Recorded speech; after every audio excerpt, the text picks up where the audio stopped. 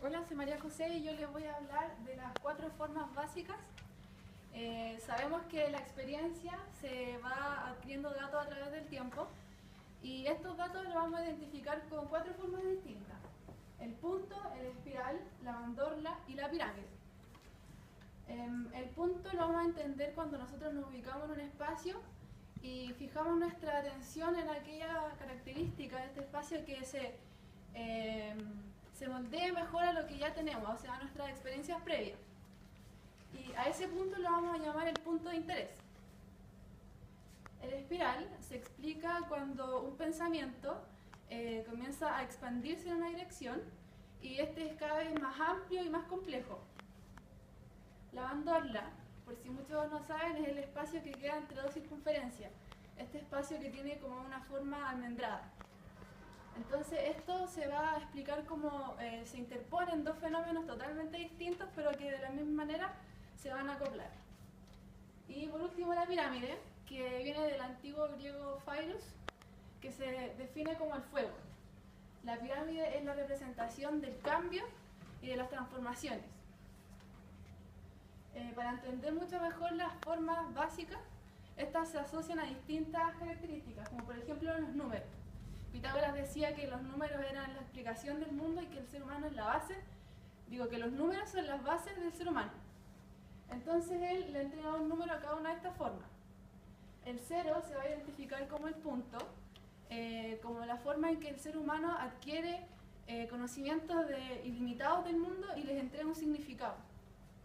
El 1 se le entrega al espiral como el origen de las cosas y cómo ésta se va expandiendo. A la mandorla le entrega el número 2 como la oposición de los elementos. Y a la pirámide le entrega el número 3 como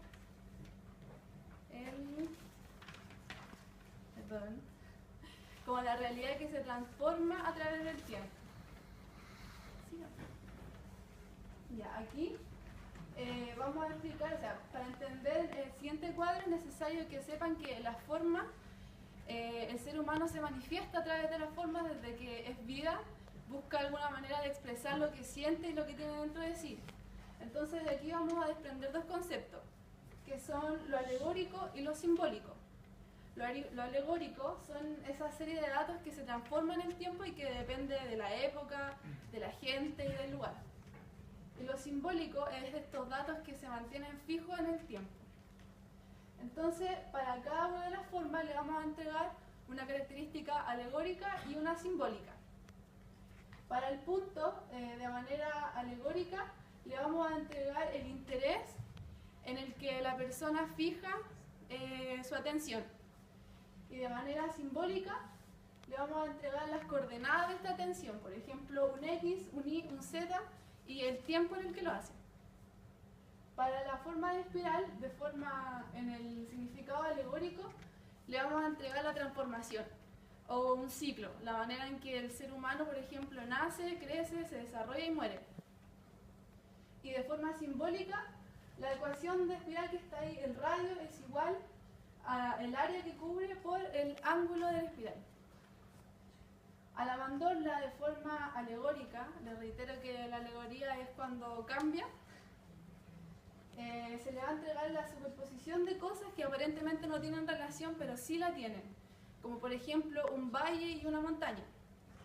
Y de forma simbólica, la ecuación de la mandorla y es igual a b por el coseno del ángulo de la mandorla.